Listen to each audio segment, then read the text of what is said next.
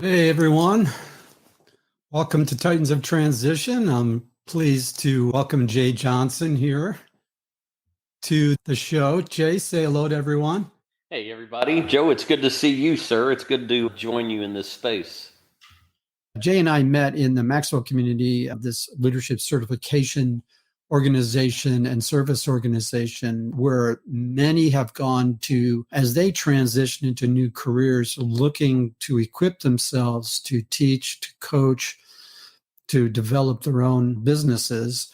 And I was recently at a PodFest, my first podcasting conference in Orlando a month or so ago. And I was chatting with a couple people at a mixer, and they happened to be ex-military guys who had retired from the military. And you retire from the military, you have to educate me, maybe some others as well.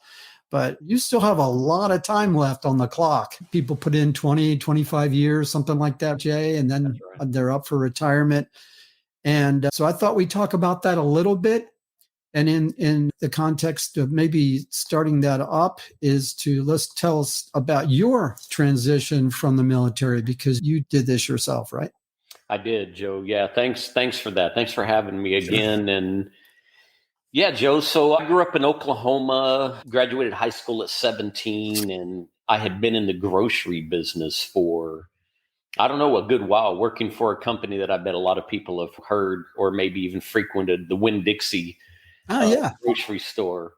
And had done that for a while, really enjoyed it. That store was eventually bought out by a local grocer, and I became a department manager. But somewhere into that, Joe, I felt like I needed some maturing, if you will. There were still things I was aware that I needed to get better at. And I enlisted in the Air Force in 1986, and at age 19, and I served 11 years as an enlisted guy, happily. Just for those of you that are listening, I loved being what I still refer to today as where the rubber meets the road kind of thing. And 11 years into that, the best leader I've ever worked for, this is probably for a future discussion maybe that you and I can have.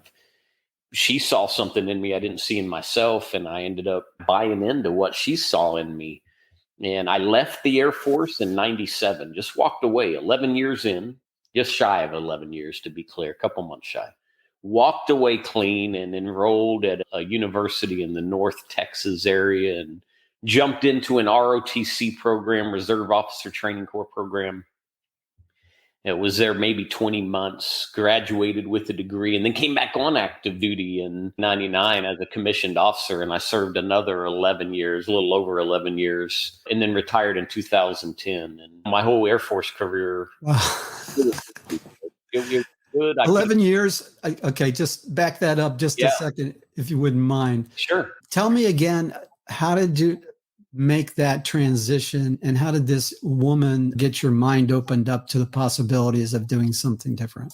Yeah, that's fair, Joe. Listen, she was my commander, and I was a non-commissioned officer at the time. And look, 11 years in a small community even that I was in as a career field, I had made a name for myself. And I don't say that boastfully. I say that I really put my all into it. And as we do anything, if we're really invested in something, I think our efforts are rewarded. Let me say that. And so she called me into her office, and basically she said something to the effect of, Jay, I think you're playing it small, or I think there's a bigger opportunity out there for you. I want to run something by you.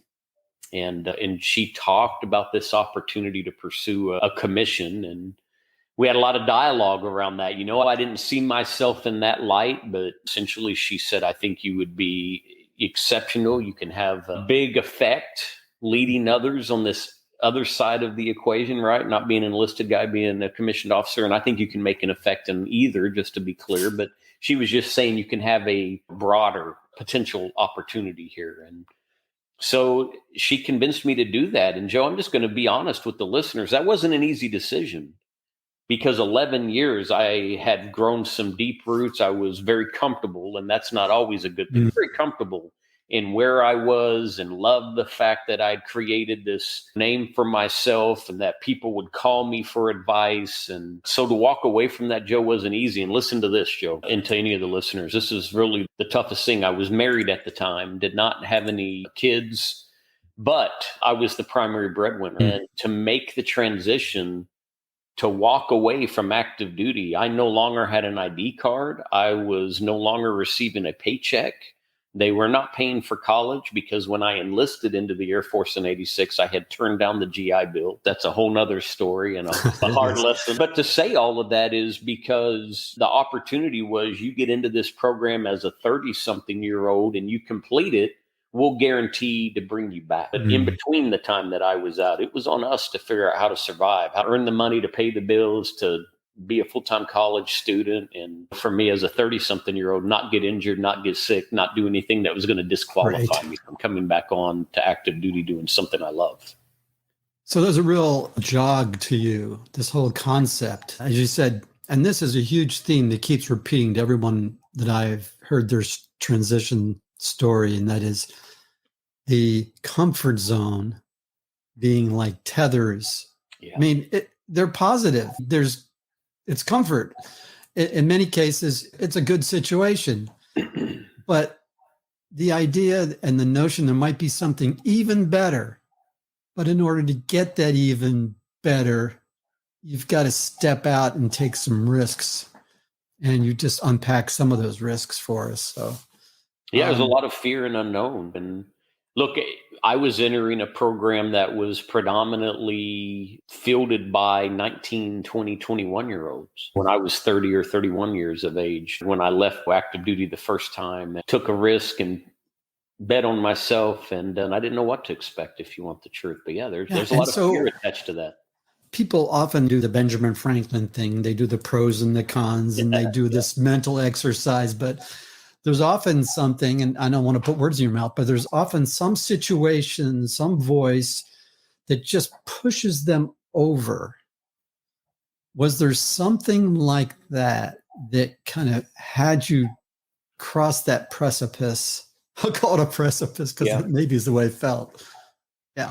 Yeah, I think there is, Joe. And I think it's this. Cindy, my commander at the time, right? Mm-hmm. Back then she was ma'am. To me, the belief she placed in me and the admiration I had for her. Even today, she remains the best leader I've ever worked for in my life. I'm in my mid-50s.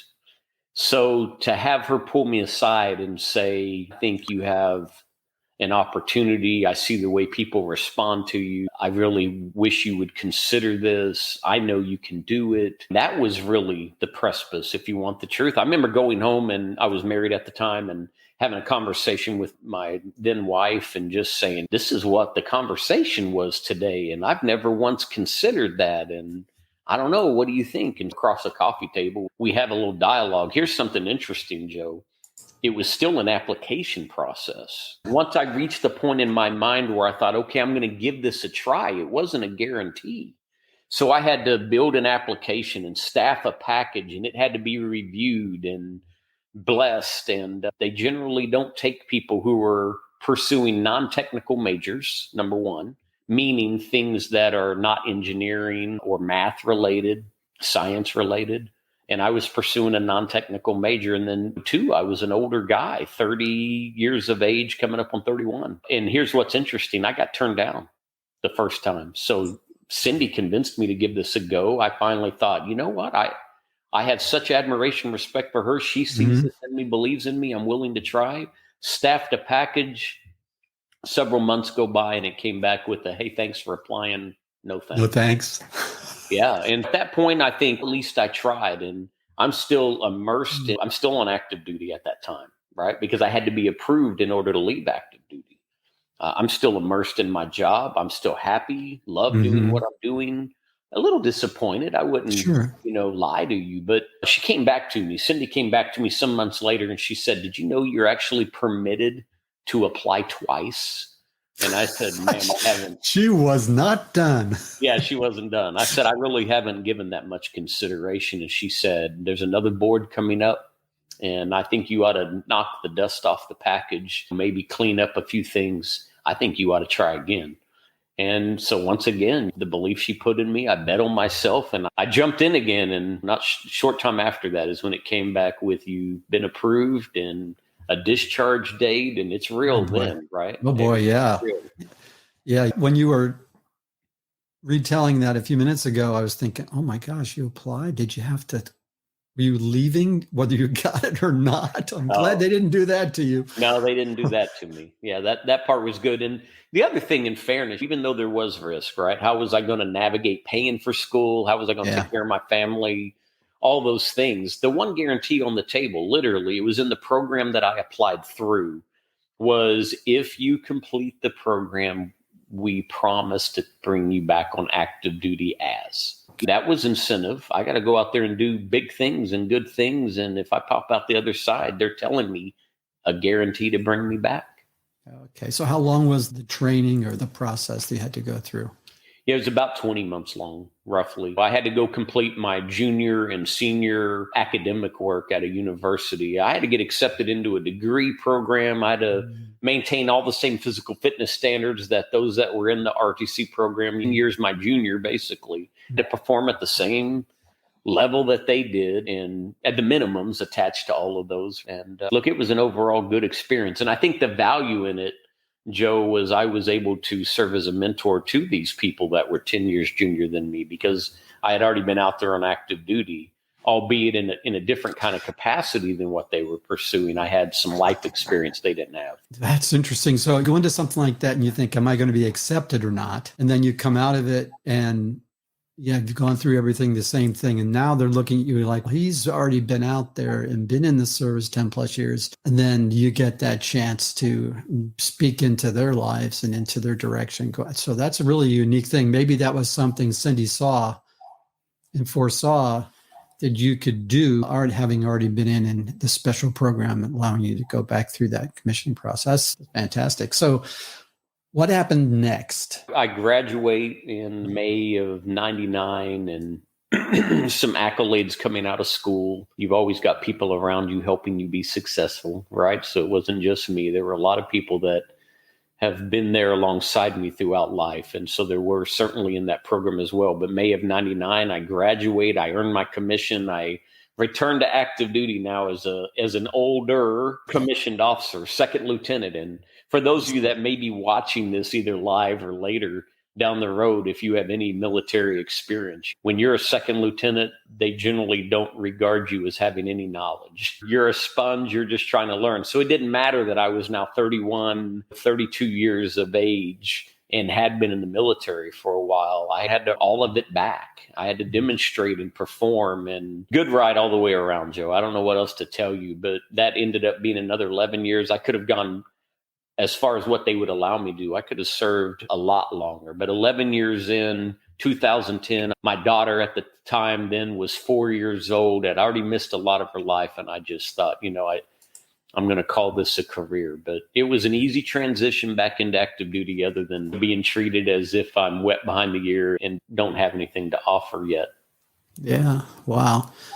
So if you're looking back at this transition, this career transition, are there lessons from it that you can pull out for those listening who might be considering making a change? Maybe they feel like they're in a good situation, but they have an inkling that maybe they should take another path or go a different direction. So I'm just wondering if there's some nuggets you can pull out that you would share. And I know obviously you're a coach and you have a consulting business. You've had these conversations over and over again. So what would you offer there? I think that's such a great question, Joe. Maybe I'll do it this way. I have a mentor in my life. I won't say that I'm as actively mentored by him today as I was at one point, but he's still in my life. And I feel like if I reached out to him, we'd pick up right where we were before. But some years ago, he had me do an exercise that was called a learning model of success. He had me take a sheet of paper, turn it horizontal to me, and draw two perpendicular lines, one kind of at the top of that horizontal page and then one down towards the bottom. And the top line, he said, I just want you to put tick marks based on your age and where you are today. You can do them in increments of 1, increments of 5, increments of 10, whatever you want to do. And so I put increments of 5, I believe. And then he said, I just want you to think about significant events that have happened in your life, all the way up to where you are now, whatever those were. In little things, I put a tick mark like age 6. My mother was killed in a car accident. I was with her. We were all together. We were returning from a a family reunion heading into Christmas. Another tick mark, I take a job as a 9 or 10-year-old. I'm delivering newspapers. Then I signify a few things that happened in high school. And then I start working in the grocery business. And I go all the way through my military career and where I was at the time I did this exercise with him. And he said, then on the timeline down below, I want you to correlate. What did you learn from these changes that are significant that you called out? And this is when all this stuff jumped out to me, Joe. I would have never bet on myself like I did when Cindy encouraged me. Like I always have said to people up until I did this exercise with my mentor, Joe, I always said I'm risk averse. I don't want to take any big risk. I don't want to do anything that could jeopardize my finances or jeopardize my reputation or whatever it may have been. But I did this exercise with him, and what I found that leapt off the page with me that I hadn't considered before was some of the biggest wins I've ever had in my life is when I took significant risk. It was a huge risk to go from being a department manager in a grocery store where I was making really good money in the mid-'80s, if you want the truth, and walk away from that to join the military, something I swore I would never do in life, and yet I did it. And then it was a big risk to listen to a leader who was influential in my life that I admired and respected tell me she saw something more in me and believed I could make an even greater impact if I would just consider. And so those kinds of things, that's the advice, Joe. Comfort, being in your comfort zone. I understand why, as human beings, how we get anchored there and how it serves us. It's important to understand it. It makes life a little easier, but the comfort zone isn't necessarily a good place to be. If we're sitting idle, if we're sitting stagnant or growing stagnant, that probably means we're not growing. And so in order to really, I think, develop as humans and to have experiences, we've got to be willing to lean in a little bit and go a little further out on that limb. And what I would encourage anyone is if you've got a dream, a goal that's sitting inside of you, waiting to be birthed, you're the only one that can do it. And I think that's what I would say is you can either arrive at some point late in life and go, oh, I wish I had tried X, whatever that is. Or you can lean in and bet on yourself and borrow the beliefs of others like I did, Cindy's belief in me. And you may have some really amazing outcomes from that. Yeah, that comment about Cindy speaking into your life and encouraging you, that's a key tactic that can be used. You can react to it. In that case, you weren't looking for that. That's true. But you listened to it because there was a deep relationship and you trusted her. You had a lot of respect for her. That's true. Her voice went a long way. Or you can proactively look around you and say, who are those people I trust? I've got something going on inside of me and I'm not sure how to process that. That's right. And you can have those conversations with the people you trust, or you can engage a coach that can take you through that process. So those are definitely some things that I think are great. But this comfort zone thing, I want to camp on this just a second and just give you a couple of thoughts there. We are wired biologically for safety and comfort. Jay, you talked about that, but also how we approach comfort zone and change has a lot to do with our personal wiring. Yeah. And so let me just take a minute. There's a number of different tools that people probably used to get a sense on their personality type. Most people are familiar with Myers-Briggs. DISC is one that I know that Maxwell team uses and offers certification in. I'm pretty sure you use DISC. I use one called the Kolbe Index. A lot of these things will give you additional insight on how you approach things. The Kolbe is a little different because it talks about how you actually expend your creative energy. The way I'm wired in the Kolbe is as a risk taker. It's called a quick start. I don't initiate spending my creative energy through doing research. I do enough to prove my intuition and notion. Can be dangerous. And then once I'm pretty sure, I'm willing to jump and go for it. Nice. And oh my goodness, the number of times I've changed jobs and moved states, my wife is so loving and forgiving. Because of that, I was able to make some forward progress, but without other people in my team to keep an eye on me and speak into my life who were more fact finders, more people who were more deliberate and evidence-based. I had some rough spots in my career because of that.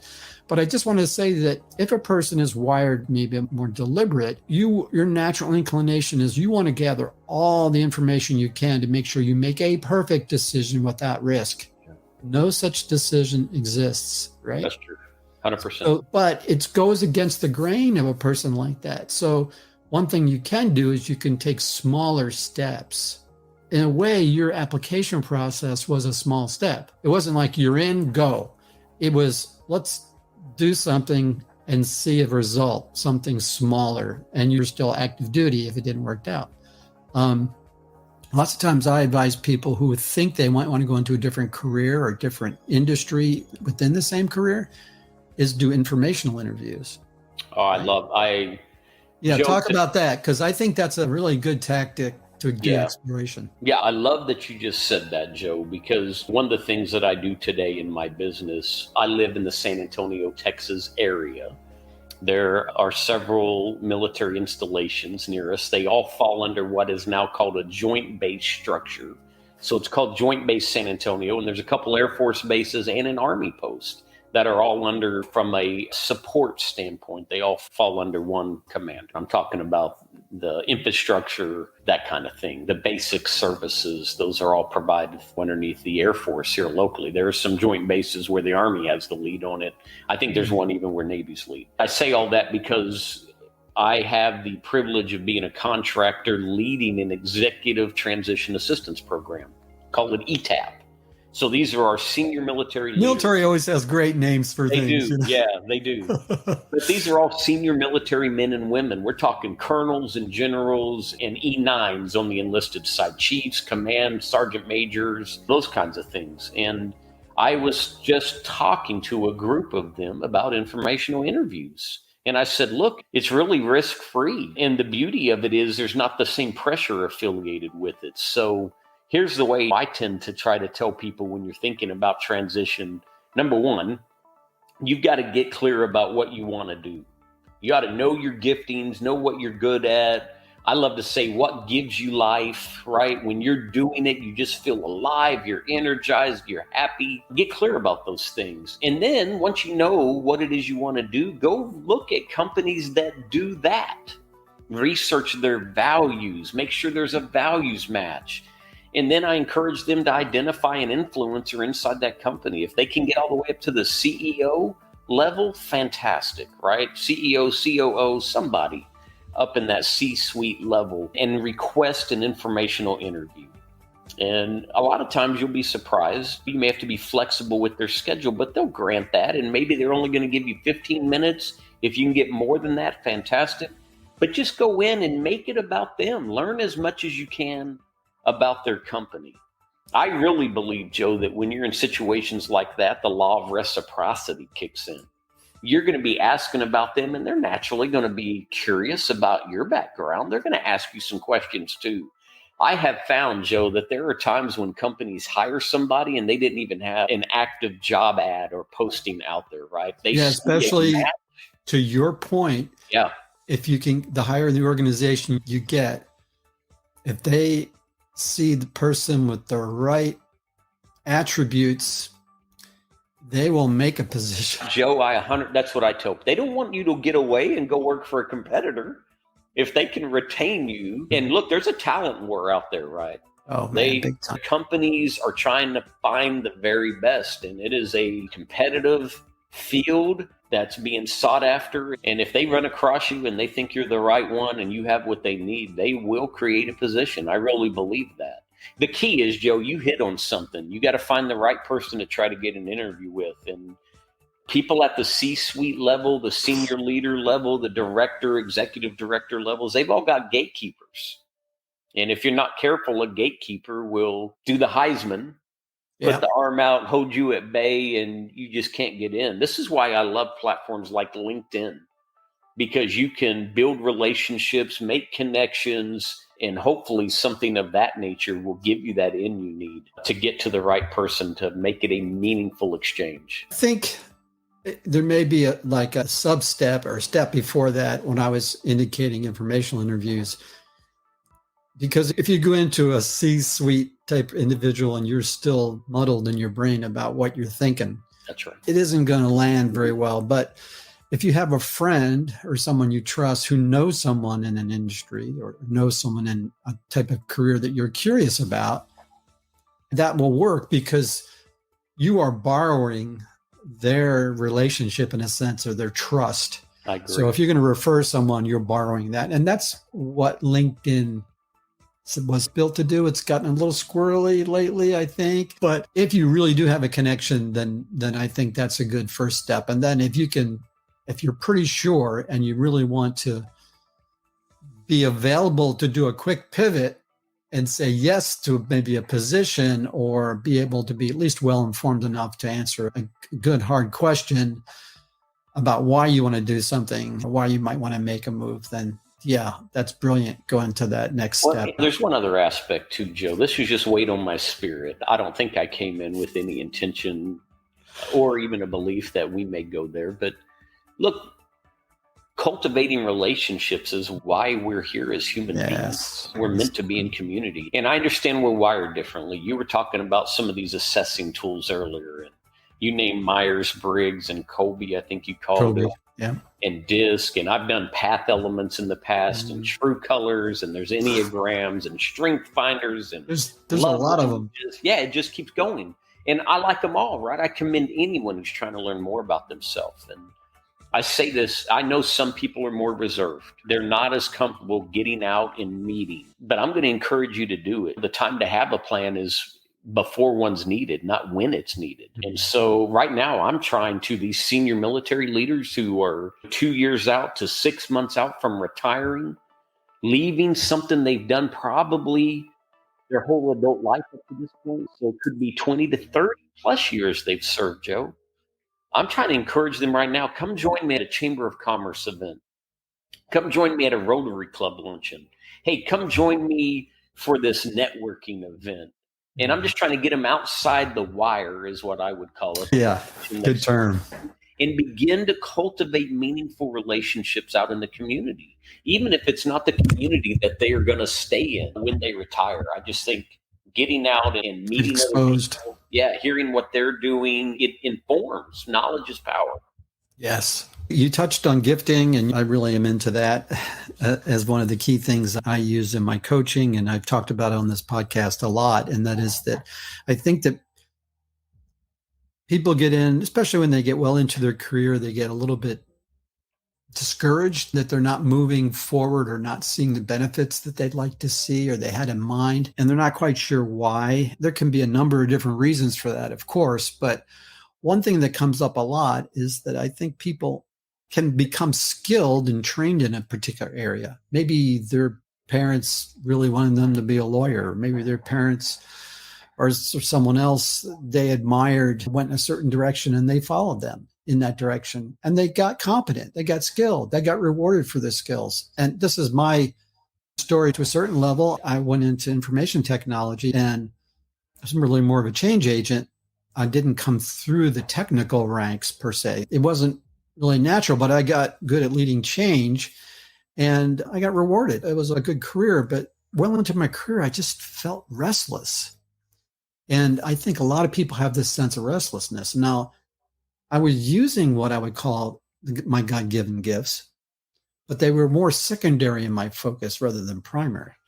And I think that people can leave some of those gifts on the table and not bring them to the fore because they don't see the value in them per se within the structure and the confines of a position they're holding, right. Something of that nature. And I think Cindy probably looked at you and said, there's a gifting here and he's good at his job, but there's some diamonds here in the rough, or there's some stuff we're leaving on the table that I think for the organizational benefit, I'd like to see him move in that direction to become all you can be. Yeah. And the other thing, and final thought, and that is, if a person feels like they're doing okay in their career, but they're exhausted all the time, that's to me a little bit of a diagnostic indicator that you're putting too much energy into something that may not come naturally to them. They can still be competent, but it's going to take more juice to get it to happen. So just some thoughts. I'd be interested in your reflection on that. Touched on a lot right there. It really resonated with me. And I think if you permit me, I'm going to Yes, share a few please. things here as well. First, I would tell you, Joe, I don't know if this is your experience. I'm out speaking and interacting in groups almost every day of the week. As a speaker, I'm out speaking at conferences and inside organizations. And it's not qualified as a percentile what I'm about to say. It's what I feel I've heard enough at this point. I'm willing to bet about 70% of the people I meet loathe, not love, loathe what they do for a living. And when they tell me they feel unfulfilled or they don't like what they do, I generally follow that up with, what would you like to do? Or what is it that's keeping you there? What is it that's holding you back from making a change? And usually I hear something like this. It's all I know. Just can't imagine at this place in my life reinventing myself. So that really breaks my heart, if you want the truth. And it's one of the things that keeps me going out there, to try to talk to the inner being, to try to get people to touch that dream or goal that they've always had and maybe got suppressed intentionally or unintentionally, right? It could have been something a teacher said when they were a youth. Oh, Jay, you're just not very good at that. And I'm like, oh, I shouldn't be doing that. Yeah. Maybe I just wasn't applying myself at that time, or maybe I just hadn't spent enough time with it to let this manifest in me. So, Joe, that's the first thing. I hate hearing.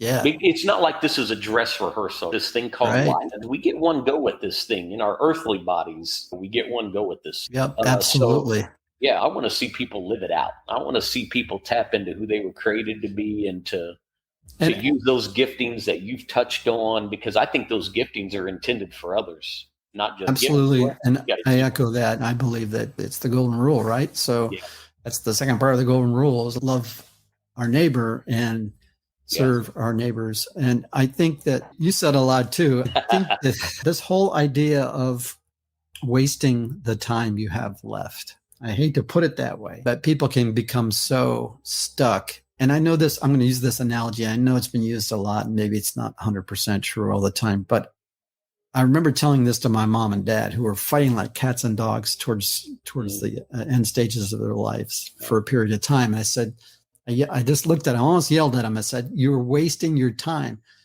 You are fighting to win a argument. And I use the analogy. You're like a monkey being caught by the fruit in the coconut. Yeah. Where your fist becomes enlarged to hold that prize, to hold what you want. That you cannot get your hand out unless you release. So you have to release what's comfortable in order to be freed up to move towards what's better. Isn't it interesting, Joe? I don't mean to step on you. Isn't it interesting when you talk to most people at the later stages of life, particularly when they now realize that, their time's coming, right? Their mortality is really in front of them. Most people spend a lot of time looking back reflectively. And I would say most people that I've talked to, there always seems to be regrets that are thought about. Oh, if I'd only known that all the time I spent arguing was wasted time, to your point. And I would have much rather have spent that time with my loved ones. I would have much rather have taken the trip. I would have much rather have pursued my heart's desire. I would have much rather, I just think, how beautiful would it be if in those final days we get to just reflect back with our loved ones and be thankful and grateful for the lives we touched and the things we got to experience together. To me, that will be a life well lived and fulfilled. And Joe, I think I'm trying to do some of that now. I'm trying to create some legacy.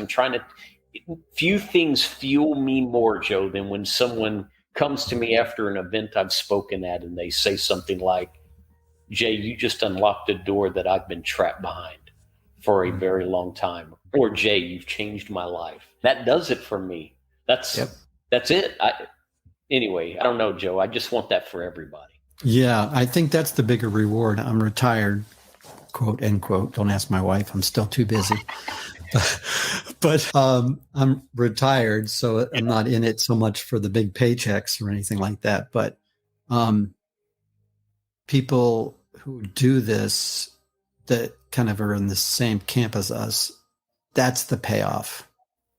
That's the payoff. It's seeing the lives change, seeing people grabbing a hold of what's possible, thinking, I love that. Going outside the wire. Is that what you said? Yeah. I got to get That's cool. I love that. Yeah. That is great. Well, listen, Jay, I want to segue just a little bit. Sure.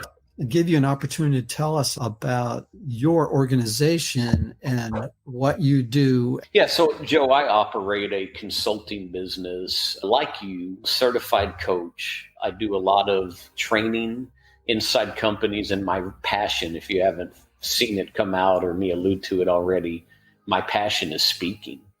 And so my portfolio, if I was just easily consolidated, I would probably spend 60% of my time inside companies, training, working with their executive teams or collectively their teams as a whole, helping them communicate better, develop leadership. Trust is one of my most known for kinds of topics or curriculum that I carry into organizations. I love speaking on mindset and belief systems, but then the rest of my portfolio time, probably equally 20% coaching and 20% speaking. If I could flip it, I'd rather speak 60% of the time probably. But training and being in an organization is speaking. So my business has been in place for 8 years. I travel. In fact, I'll be in Virginia, the Hampton, Virginia area in about a week and a half speaking. And I'll be in Illinois this summer. I'll be in Oklahoma City in April. So, Joe, all those things were, do I have a moment? Can I share just one Absolutely. other transition? Yes, of course. Joe, here was one other transitional point in my life. So when I retired from active duty in 2010, I chose to stay comfortable. And this is why I'm telling people this: comfortable isn't a good place.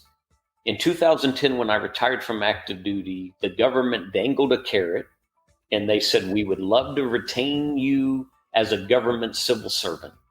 And easy, right? It was going to be a Monday to Friday job, weekends off, really good pay, really good benefits. And it was something I was already familiar with. And so literally 2 weeks after I stepped out of uniform, I showed up at work in a suit and tie in a different organization, but on the same airbase that I had retired out of. 4 years into that, Joe, I just did not have any degree of satisfaction, if you want the truth. I was still serving alongside amazing men and women who I knew shared values that I had. We had a good mission. I was good at what I did, but I was so unfulfilled inside. And I would carry that home, Joe, into my home with my then wife and my daughter.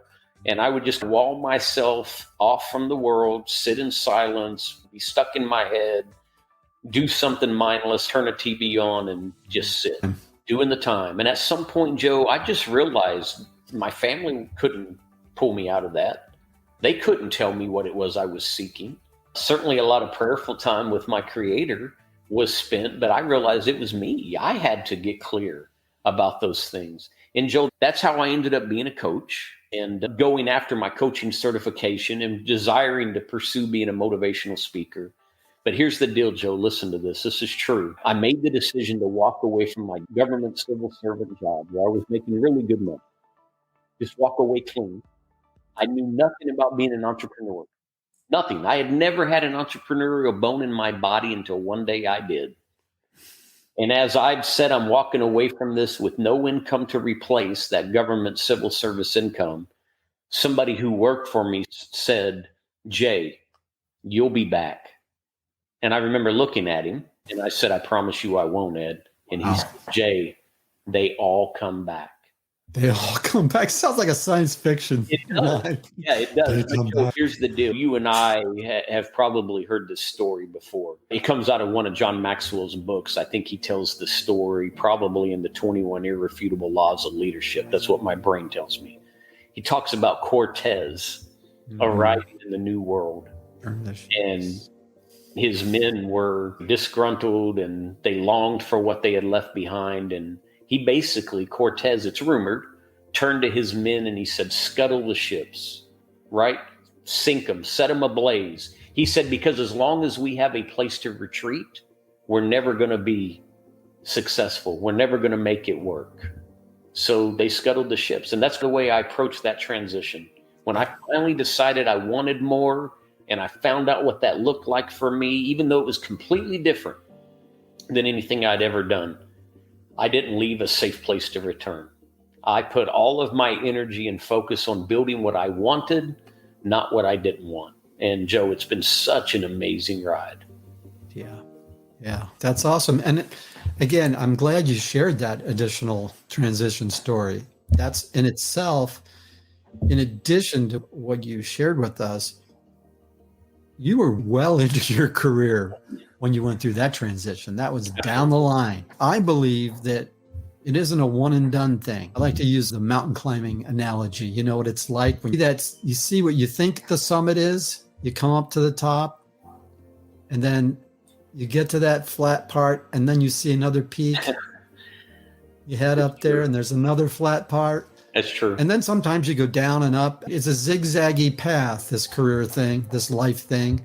And just because you've made a transition, now you're trying to optimize the situation you're in. You may be in it for 6 months or 6 years and then say, I'm sensing disquiet again.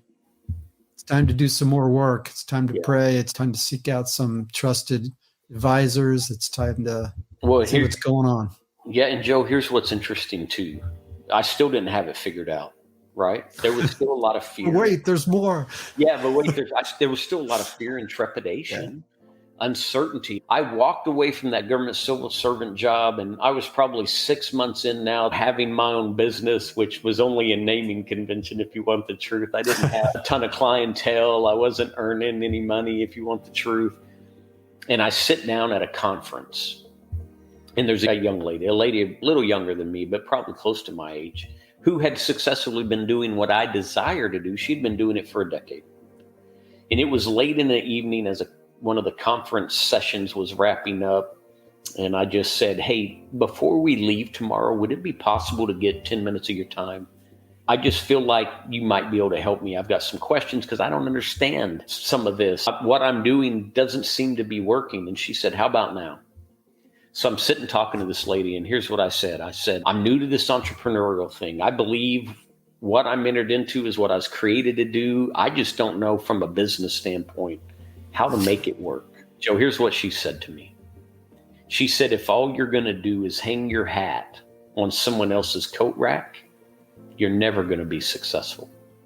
And I don't know what it was in those prophetic words, but that's what really allowed me to come back home from this conference, get really clear about my brand, get really clear about who I am, get really clear about the message that I'm going to carry out to the world, and it's uniquely mine. I'm fed from a lot of streams, as I believe you are, Joe. And so I leverage all of that, all the life experience, all the wins, all the shortcomings, the challenging parts, the joyful moments. When I go out to serve others, whether it's as a coach, a trainer, a speaker, they're going to get authentically me, vulnerable me, transparent me, because I want them to know that when they are willing to go deep and do the work and grab a hold of what it is that they want and to hang on to it tightly until they bring it to fruition, it can really be a beautiful ride and one that I know they'll be thankful for in the end. But she helped me just by that comment.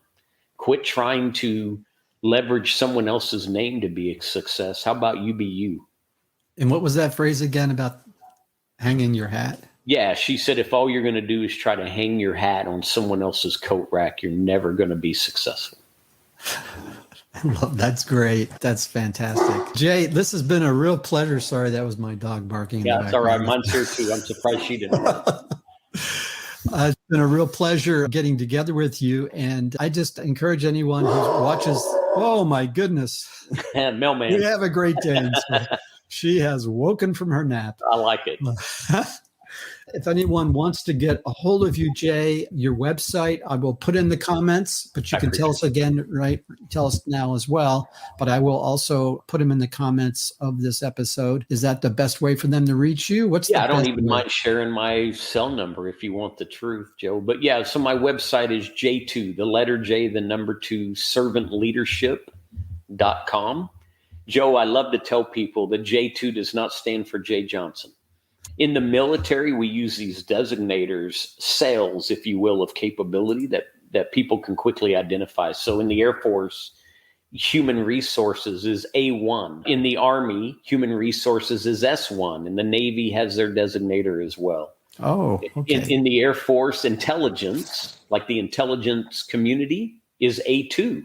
In the Army, it's S2. When we deploy together, like if we are in a forward location serving alongside each other with joint service, that A or that S or N, it changes to a J, meaning it's a joint cell of capability, and then it has the number designator to tell you what that capability does. So the J2 is intended to be joint intelligence servant leadership, where you and I come together and share our wisdom and intellects. We're infinitely smarter. So J2 servant leadership, Joe, that's how people find me. That's awesome. Listen, again, I really want to thank you for being on the podcast. And listen, let's stay in touch. I'm looking forward to maybe a conversation down the line. So God bless you, man. Great having you on the show. Thank you for having me, Joe. I appreciate it. Hey, thanks for joining me today on Titans of Transition. I hope you enjoyed the episode. Please check the show notes for additional information. Also, please like and subscribe to this channel.